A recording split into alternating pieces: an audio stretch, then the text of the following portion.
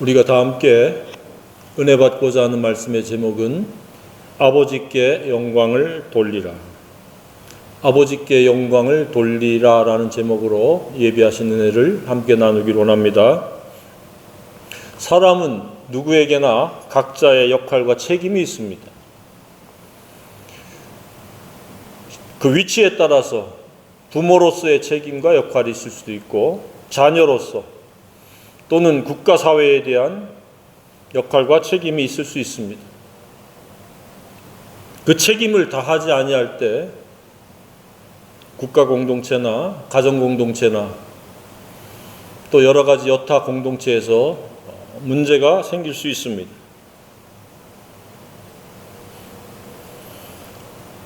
그것을 사회적으로는 의무라고 이렇게 명명하기도 합니다. 사람들은 사회적으로 그 역할과 책임만을 다하면 되는 줄로 아는데, 사실상은 더 상위적인 역할과 책임이 있습니다. 그것은 영적인 역할과 책임입니다. 이것은 믿는 자에게만 해당되어지는 것이 아니라 사실상은 모든 전 인류에게 해당되어지는 하나님의 원하심이요 하나님의 뜻인 줄로 믿습니다.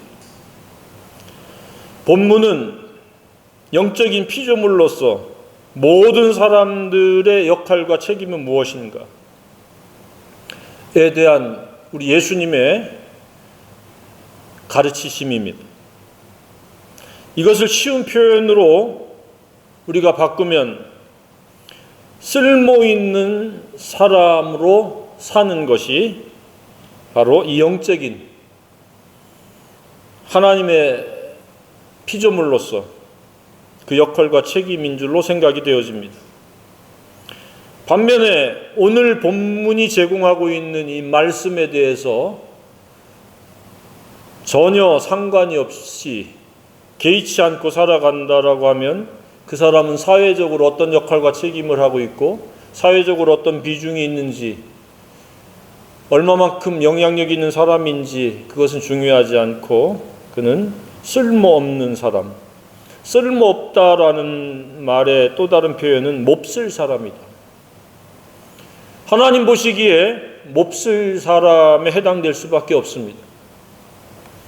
저와 여러분은 이 시대에 몹쓸 사람이 아닌 쓸모 있는 사람이 되어서 하나님께 영광 돌릴 수 있기를 간절히 소망합니다. 이 본문 말씀은 쓸모 있는 사람의 역할과 책임이 무엇인가에 대한 말씀입니다.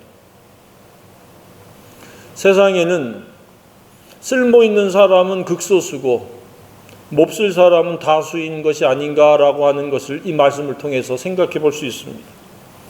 자, 그러면 우리가 쓸모 있는 사람을 상고하기 전에 쓸모없는 사람들의 특징은 무엇인가? 누가 이 시대에 쓸모없는 사람인가?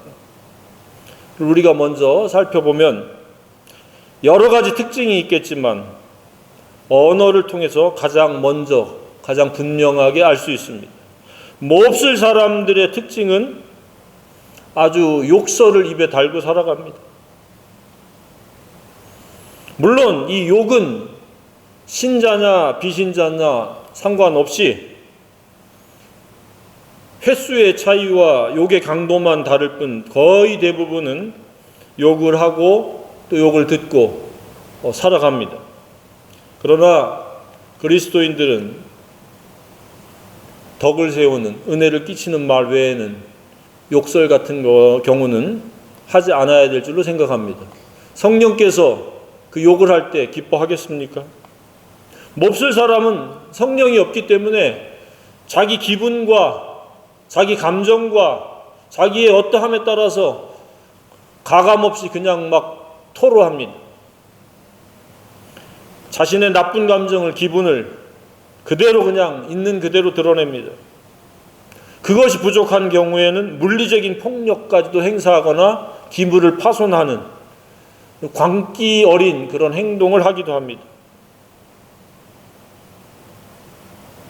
욕은 결코 화목한 인간관계를 만들 수가 없습니다. 욕의 내용에 따라서, 욕의 강도에 따라서 영영이 등을 돌리는 평행선을 이루는 인간관계를 만들 수도 있습니다. 상대편까지도 아주 나쁜 기분으로 몰아세우는 것이 바로 욕입니다. 화가 나면 기도하고 주님께 맡기고 숨을 크게 들이쉬고 내쉬면서 감정을 추스려야 되는데 그냥 느껴지는 대로 생각나는 대로 토해내면 그것이 대부분 욕설이거나 비난이거나 불평이거나 언어폭력일 가능성이 매우 높습니다. 그 언어폭력을 쏟아내기 시작하면 사탄이 틈을 탑니다. 더 분을 내도록 부추깁니다. 나쁜 것만, 부정적인 것만 더 확대해서 보게 만듭니다. 그래서 결국은 물리적인 폭력과 광기 어린 행동으로 치닫도록 해서 나중에는 살인 혹은 그 이상에까지도 이어질 수 있습니다.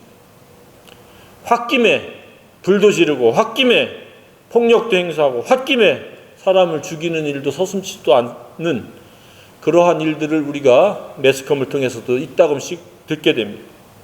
그래서 욕을 하지 않는 것이 최선인 줄로 생각합니다. 감정을 추스리는 가장 좋은 방법은 이 말이 상대를 세우는 말이고 유익을 주는 말인가를 먼저 생각하고 쏟아내야 될 줄로 생각합니다. 그러나 이 몹쓸 사람, 쓸모없는 사람들은 자기 위주이기 때문에, 자기 감정이 중요하기 때문에 상대를 배려하지 않습니다.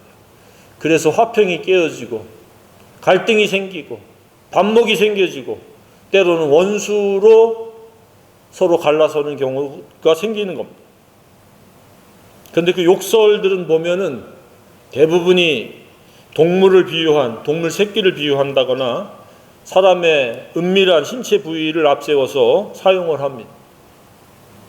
굉장히 그 저속한 말이 아닐 수가 없습니다. 아니면 사람을 아주 낮추는 그런 말들도 많이 있습니다. 세상에 필요 없다라고 하는 그러한 욕설들도 있습니다. 아니면 나쁜 결과를 초래하는 그런 저주를 퍼붓기도 합니다. 이런 욕이든 저런 욕이든 우리는 금해야 될 줄로 생각합니다. 성령을 따라 말하는 지혜가 있기를 원합니다. 시편 109편 17절에도 그가 저주하기를 좋아하더니 그것이 자기에게 임하고 축복하기를 기뻐하지 아니하더니 복이 그를 멀리 떠났으며 라고 말씀하고 있습니다.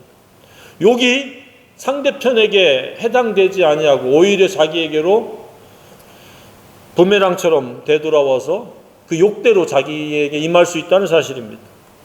그래서 축복의 말을 많이 하고 은혜를 끼치는 말을 많이 하면 그것이 또 부메랑이 되어서 자기에게 축복이 되고 은혜가 되어질 줄로 믿습니다.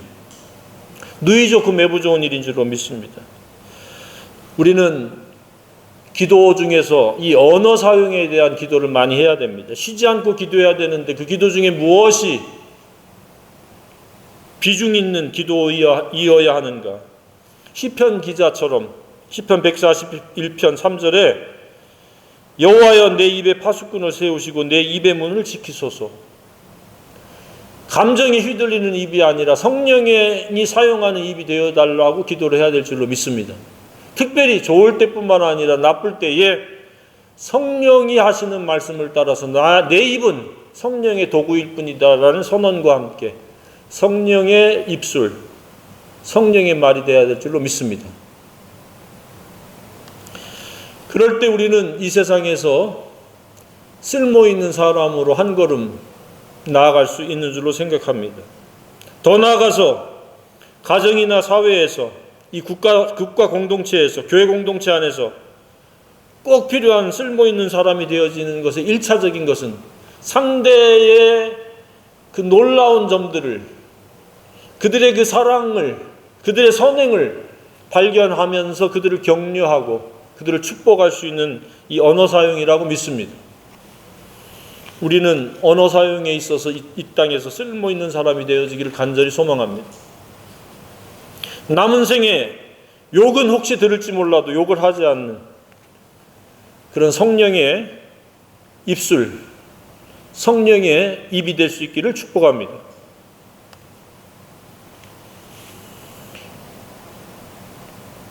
가장 확실하고 분명한 방법은 쉬지 않고 기도하면서 성령께 내 입을 의탁하고 지켜달라고 하는 겁니다.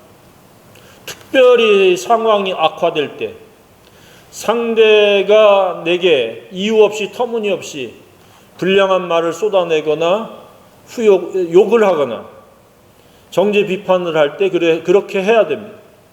똑같이 맞대응하면 그 사람보다 나을 게 없습니다.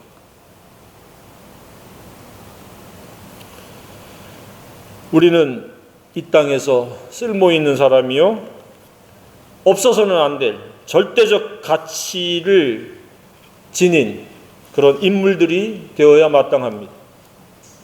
우리 주님은 너희는 세상의 소금이라고 선언하고 있습니다. 이 소금이라고 하는 말씀에 저와 여러분이 해당되어지기를 간절히 원합니다. 소금은 상대적인 물질이 아닙니다. 반드시 있어야 됩니다. 다만 그 농도가 3%라고 하는 소수라는 점을 우리가 기억해야 됩니다. 이는 부족해서도 안 되고 넘어서도 안 됩니다. 바로 바닷물의 소금 농도가 3%입니다. 더 진해지면 고기들이 죽고 더 옅어져도 고기들이 죽습니다. 생물들이 죽습니다. 소금은 또한 대체 물질이 없습니다. 소금을 대신할 수 있는 것이 없습니다. 동식물과 이 지구상에 꼭 필요한 작은 금, 소금입니다. 한마디로 절대라고 하는 수식이 필요한 물질입니다. 믿는 자요, 예수 그리스도의 제자로서 첫 번째는 이 세상에서 소금과 같은 역할을 해야 된다는 사실입니다. 쓸모 있는 사람의 특징은 언어로 1차적으로 나타나고 두 번째는 소금과 같은 역할로 나타난다는 말씀입니다. 소금은 정말로 귀한 물질입니다. 표시가 나지 않습니다. 결정철이 있을 때는 보이지만 음식물에 들어가 버리면 녹아서 보이지가 않습니다. 자기를 드러내지 않는 철저한 희생을 통해서 모든 음식물들을 상호 조화와 연합을 이루도록 꾀하는, 화평을 꾀하는, 화목을 이루는 역할을 하는 게 소금입니다. 모든 음식물에 있어서의 그 재료는, 원재료들은 다 자기를 부각시키려고 자기를 그대로 드러냅니다. 고춧가루도 그대로 드러나고 마늘이나 파나 배추나 무나 오이나 다 자기를 그대로 드러냅니다. 그런데 소금은 완전한 희생을 통해서 자기를 드러내지 않습니다. 이 시대에도 소금과 같은 사람은 자기를 드러내지 않으면서 꼭 필요한 역할을 합니다. 반면에 몹쓸 사람들은 소금과 같은 사람들을 업신여기고 자기만을 뽐내고 자기만을 드러내고 자기만을 부각시키려고 하는 그런 시도를 멈추지 않습니다. 크고 작은 인간관계에서도 상대편보다 자기가 우위를 점하려고 시도하는 모든 행위가 이 소금과 같은 정신의 정반대입니다. 저와 여러분은 상대편들을 높여주고 상대의 기분과 상대를 그 비율을 맞추라는 것이 아닙니다. 인격체로서 존중을 해주자는 이야기입니다. 상대가 어떻게 나오든지 그렇게 해야 됩니다. 자신을 부각시키기 위해서 상대를 깔아뭉개거나 비난하거나 정죄하거나 비판하거나 약점을 들추거나 욕설을 퍼부으면서 공격해가지고 자신이 높아지는 것이 아닙니다. 철저하게 자기를 희생하는, 상대의 유익을 위해서 여름철에는 냉수 한 그릇이라도 즉각적으로 대접할 수 있는 그런 섬김의 자세를 갖는다면 그는 이 시대의 소금과 같은 사람인 줄로 믿습니다. 누가 나 물 한 그릇 안 주냐라고 대접받기를 원하는 사람들, 나 좀 알아주세요 하고 온갖 자기를 부각시키고 자기 프로필을 드러내기를 원하는 사람들은 결코 소금과 같은 사람이 될 가능성이 희박합니다. 예수님도 그랬습니다. 철저히 소금과 같은 삶을 사셨습니다. 태어나는 장소부터 그랬습니다. 말구유에서 태어나셨고 그는 지구상에서 가장 낮은 자리에서 침례에 순종하셨고 사람들이, 악인들이 죽는 십자가 사형틀에서 가장 모진 사형을 당했습니다. 저와 여러분은 십자가에서 사형당하는 일은 없을지라도 부각되려고 애쓰는, 으뜸되려고 애쓰는 몸부림과 같은 것은 없어야 될 줄로 생각합니다. 있는 곳에서 내가 할 수 있는 일이 무엇인지를 생각하면서 그것으로 누군가가 유익을 받고 누군가를 섬길 수 있는 기회라면 기꺼이 즐겁게 자원하는 마음으로 해야 될 줄로 믿습니다. 소금이란 별게 아닙니다. 바로 그런 역할입니다. 한 가지 더 역할이 있다면 썩음을 방지하는, 부패를 방지하는 역할을 합니다. 썩지 않게 하는 겁니다. 생선을 썩지 않게 하려고 절이는 역할이 소금 아니면 할 수 있는 게 없습니다. 세상의 어둠을, 더러움을 씻기고 소독하고 또 부패를 막는 이 시대의 진정한 소금이 저와 여러분이기를 원합니다. 소금은 자기를 절대로 드러나지 않습니다. 마태복음 6장 3절에도 구제할 때 오른손이 하는 것을 왼손이 모르게 하여에 해당되어지는 그런 역할을 합니다. 나 소금이야 라고 그 알갱이 그대로 남아있으면 그 소금 역할이 아닙니다. 녹아서 모든 그 재료에 스며 들어가야 됩니다. 저와 여러분은 모든 사람들에게 영향을 미치는, 선한 영향을 미치는, 꼭 필요한 영향을 미치는 그런 소금과 같은 사람이 되어야 될 줄로 믿습니다.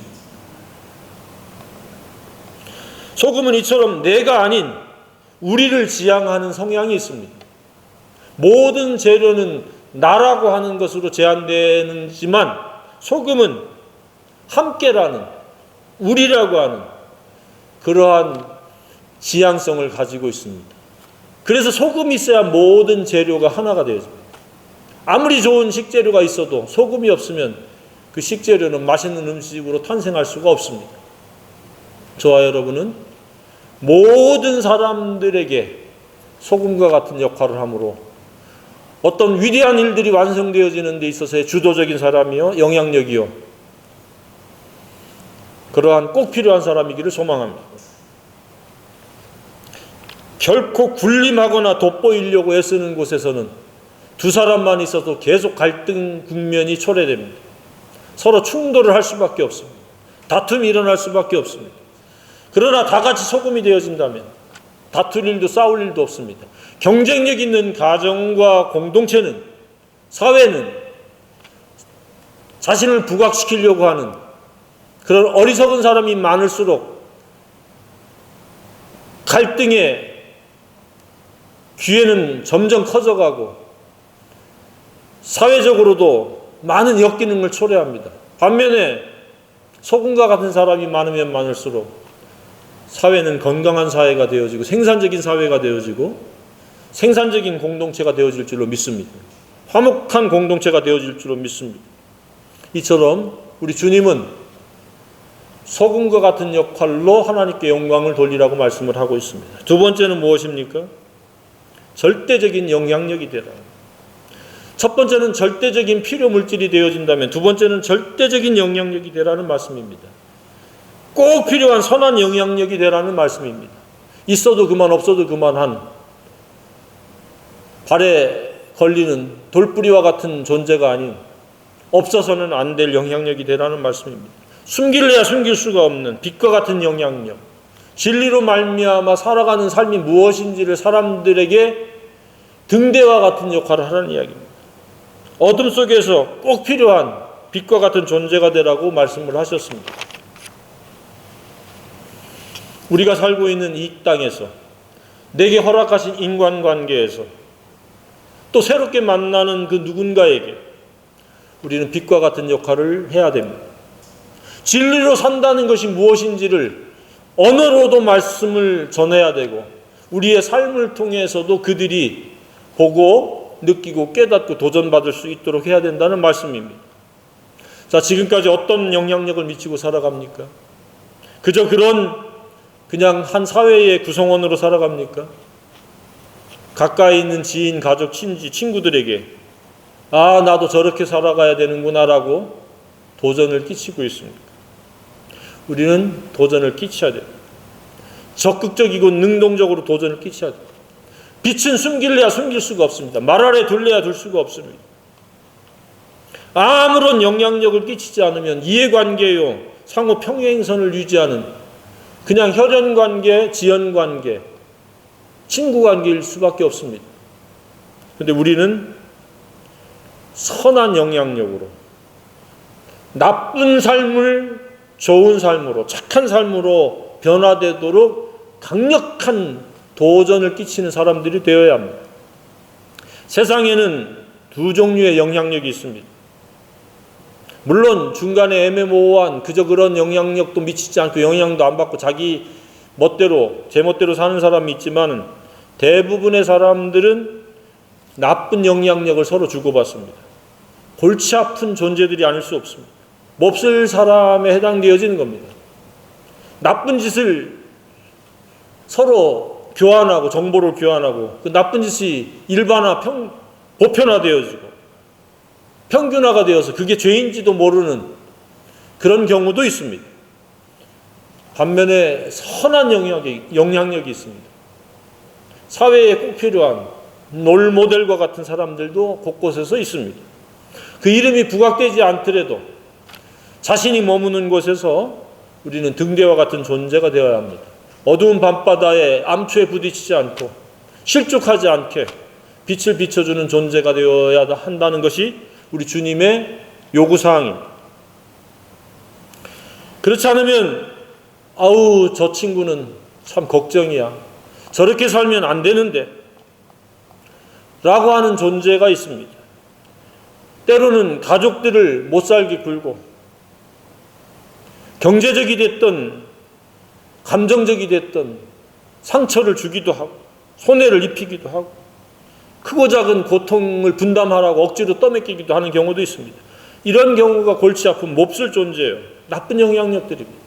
최소한 내가 사회와 부모에게 빚진 것처럼 누군가에게 그 빚을 갚는 심정으로, 태도로 유익을 끼치고 선한 영향력들이 되어야 하는데 골치 아픈 누구에겐가의 짐이 되어지고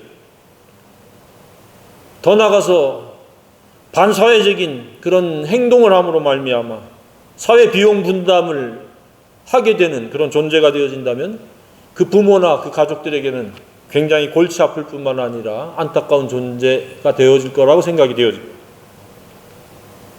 빛이 아닌 것은 어둠은 악이요 나쁜 영향력입니다.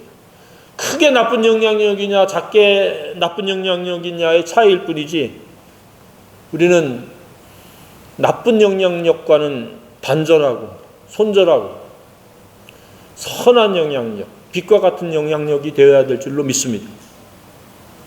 능동적으로 그렇게 되지 않으면 우리는 나쁜 사람으로서, 몹쓸 사람으로서 나쁜 역할, 아니면 있으나 마나한 그저 그런 존재, 차지도 덥지도 않는 존재가 될 수 있습니다.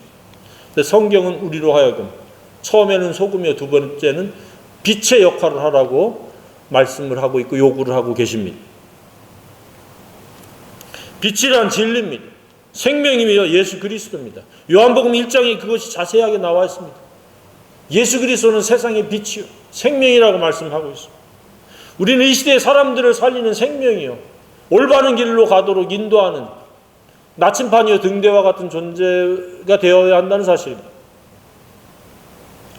그것은 바로 예수 그리스도의 십자가 사랑으로 말미암아 다른 사람에게 사랑으로 섬기고 사랑으로 영향력을 끼치는 것이며 그것이 우리의 역할이요 책임인 줄로 믿습니다.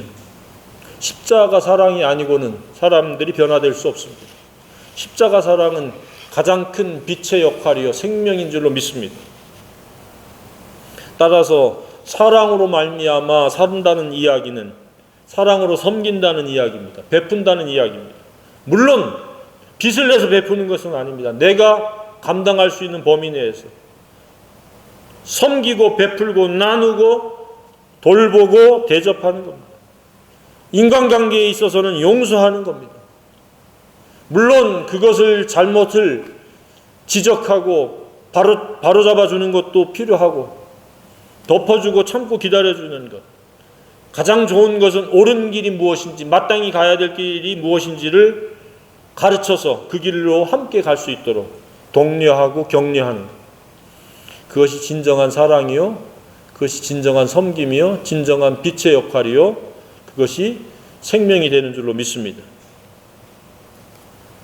직접적으로 우리가 범위를 좁힌다면 진리로 말미암아 우리가 좋은 성품의 사람이 되어지고, 진리가 순종되어짐으로 말미암아 아름다운 생애를 살아내는 그런 거룩과 경건의 삶이 바로 빛의 삶인 줄로 믿습니다. 빛에 관해서 이러쿵저러쿵 이야기하는 것이 아니라 진리로 인격을 이루는 겁니다. 그리고 그 진리가 삶으로 생활화되어지는 것이 빛의 역할인 줄로 믿습니다. 세 번째는 절대 가치와 절대적인 영향력이 결합돼서 그 결과로 말미암아 영적 재생산이 이루어질 때 하나님 아버지께 영광을 돌릴 수 있다는 사실입니다. 너희 빛이 사람 앞에 비치게 하여 그들로 너희 착한 행실을 보고 하늘에 계신 너희 아버지께 영광을 돌리게 하라.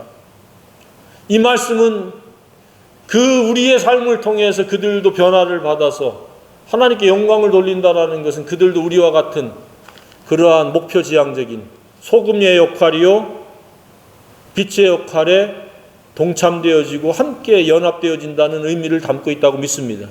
우리의 소금과 빛의 역할을 통해서 그들도 이런 삶이 최선의 삶이구나, 최고이구나 라고 하는 것을 깨닫고 아버지께 영광을 돌리게 하라는 의미입니다. 하나님 아버지께 영광을 돌리는 것은 쓸모있는 사람이 되어지는 겁니다.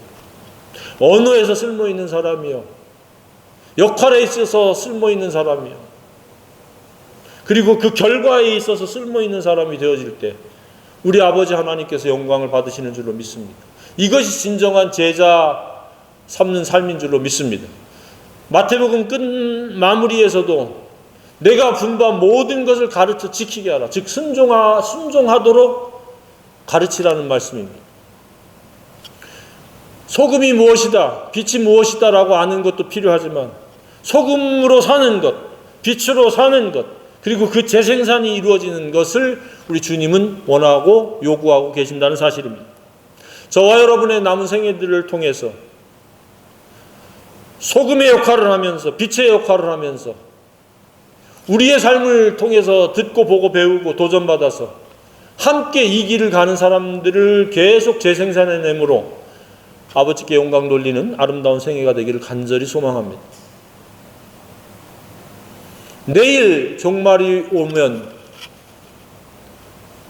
올지라도 한 그루 사과나무를 심겠다고 하는 그런 어떤 철학자의 말이 아닌, 내일 종말이 올지라도 오늘 하루 소금과 빛의 역할을 끝까지 충실히 하겠다라고 하는 저와 여러분이 되기를 원합니다. 그리고 그 결과가 있어서 누군가가 소금과 빛으로 살아가는데 동참되어지는 재생산이 이루어지기를 간절히 소망합니다.